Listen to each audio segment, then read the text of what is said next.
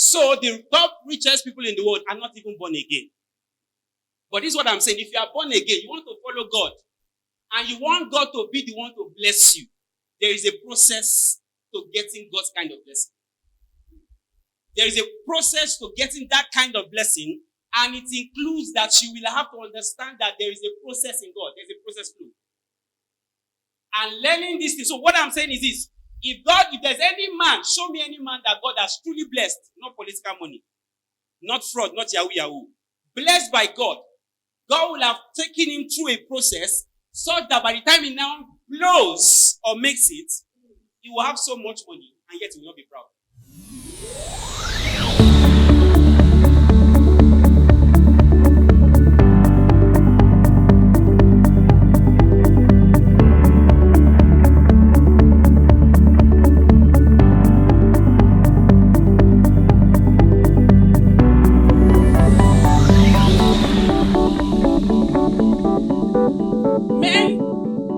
Assume that they can be good husbands, but it's very false. If you look at marriage and the way marriage dynamics is, many women have the privilege of mentorship, but the men don't have anybody mentoring them. So they go into marriages to become the tormentors in the marriage. While the women have learned from their mother, you hear it. Somebody is telling them how to do, how to behave. But men, they'll just tell you, you're a man now, you sort it out. Sort it out. If you say that, you now get there, when they now tell you that, they will not tell you, they just say, be a man, be a man. What does be a man actually mean? Please let me ask you somebody. What does it mean to be a man? I don't understand. Be a man. They make us feel that men don't even have a right to even cry or complain. No. I don't agree with you crying outside. So something happened. You were disappointed. And then you start crying like a wife. No, if you cry like that, your wife will not be like, wait. If you are crying like this, so it means that we don't have hope at all. But there's nothing wrong with a man locking himself in the room. And then you cry for 15 minutes. I say, God, will you hear me more? You cry because society makes you feel that men know all the answers. We have all the answers. No, we don't. We don't. So we think that we cannot display emotion, we cannot show and express emotion, and it's eating a lot of people. Find out in hospitals who has more high BP. The men have it. Who is dying faster? Usually we have more widows than widowers. The men are going because you have bottled up emotions. No school fees you could not pay. Your wife said, how far? Mommy, daddy, I'm sorry, daddy. Over school, because you cannot say anything. You just say, I'll do it. After a while, you just stop talking. Because you have made plenty promises, the man does not even trust you again. So you just, after a while, you just thought that over school, you just turn everything upside down. Learn to express your emotions. There was a year in my life, 2015 or so. I observed that nothing was happening in my life. Nothing was happening. Please let me know so I don't lose my time. I don't have to finish it. It's not a problem. So there was nothing. There was no testimony in 365 days. You know what it means to wake up and speak no testimony? Not one. The only testimony I had in that year was that I was sleeping, I was waking up. I was waking up. So it was tough to even thank God. I said, God, is this the only, every other person is sleeping and waking up now? You should do something extra. No jara, nothing. And I used to do this thing. I still do them by the grace of God, at least most times. Prayer walk. I got on the prayer walk that and I was praying. All through that 1 hour of praying, half of it I was just crying. I was not crying because I was in the spirit though. I was crying because I felt overwhelmed. I felt that my life was not going forward and it's not going as I planned it. And so I was just crying. I was crying like a baby. Thankfully, nobody heard me. Nobody saw me because I was on my own. When I finished, I felt better. So sometimes there's joy in you crying. Just let it out. Cry it all out. Cry it all out. But when you are crying, say something to God and tell him how you feel exactly. When you are done, you will feel better. You feel better. I've cried before. I cried. One day like that, there's another cry I can remember. Our church was nothing was happening. Nothing. My wife had to come and meet me that day. I was lying down and I was praying. And as I was praying, I was just in the church. Wait, I said, you have pastored the church for almost 5 years. There's nothing to write home about. Nothing to write home about. I began to cry. I cried on the sofa. I cried so much that my wife said, you know when you cry like a baby and you shake? I was married. I laid on the sofa and I was crying. I was crying to a point that my wife said, what's happening? I said, she waited for me to finish praying because she realized I was praying. But it was not more like crying. I finished, what's going on? I said, I'm fine. Just see how the church is now. I let it all out. And when you have after crying, now you wipe your tears. You don't stop at crying. So you wipe your tears as a man. Don't cry in public so they will not laugh at you. But learn to cry in private when you need to do so. When you are done, face the work that God has called you to do. And you start seeing a difference. There was a year I began to see. After one day, not that we are a mega church yet, but we'll get there very soon. Not like we're a mega church, but there was a day people were coming. I was like, I was asking somebody who brought them. Said, someone else, I don't know them too. As in, I was surprised that they were coming. This long story said somebody invited somebody. God. So there's always a season where you will go through things, but in that season, ensure that you also have a mentor you can also walk up to. So that when you are in your down moments, the person can tell you have been there. Don't worry. Don't worry. You will be fine. You won't die in this one. You'll be fine. You'll be fine. Very important. Very important. Very important. All right. Let's go to Genesis chapter 2, verse 15. Genesis 2:15 said, and the Lord took the man and put him in the Garden of Eden to work and to take care of it. Look at it. The person that was placed in the garden was not even Eve. It was Adam. So God put him there so that he can walk and till the ground. KJV.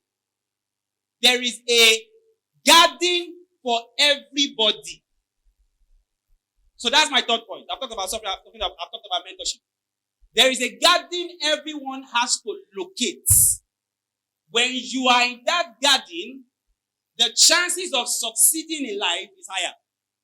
Because in every garden that God places you, there is grace in that garden.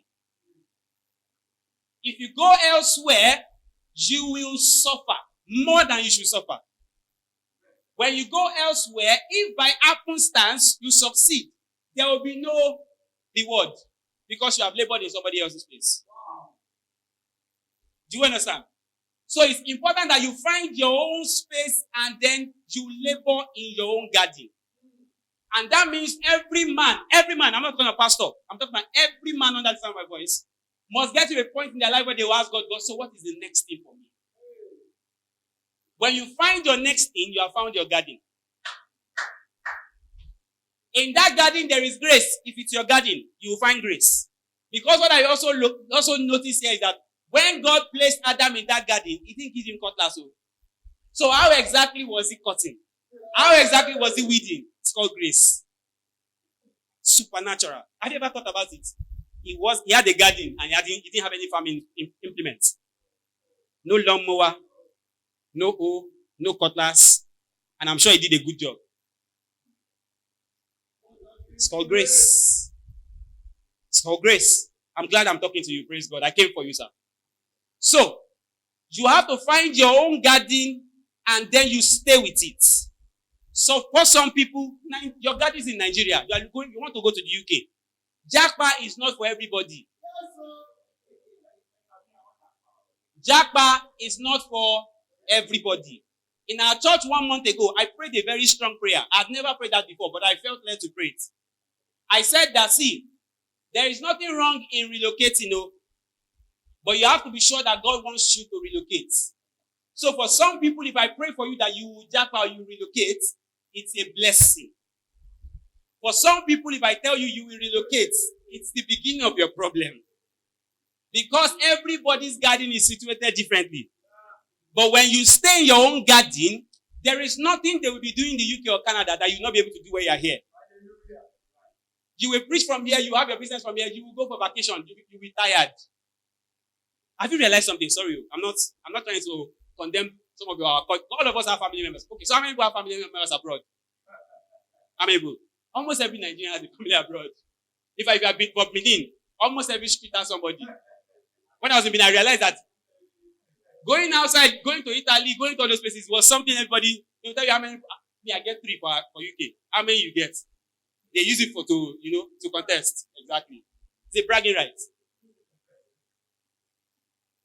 So, my question is, see, there is a garden, and leaving Nigeria may not just be for you. May not be for you. So, my question is this, for those of you who have people abroad, when was the last time you saw them face to face? Some of them cannot afford to come back home for vacation. It's not as rosy as you think. If it was that rosy, you see them every year.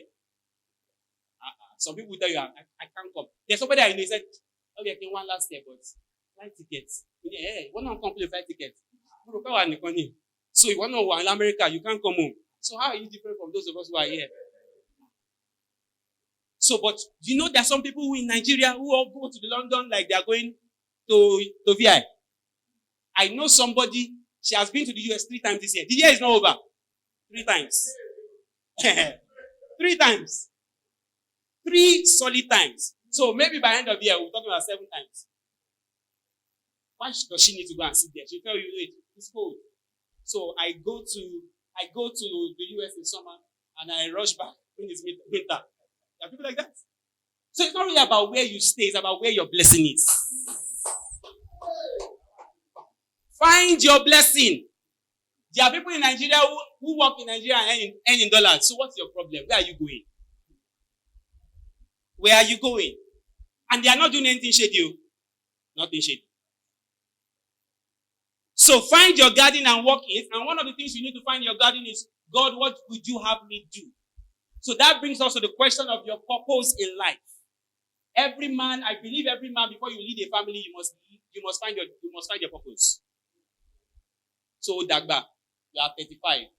You feel like, they will tell you, but in Dagba, so get married. I feel like, wait, you are getting married.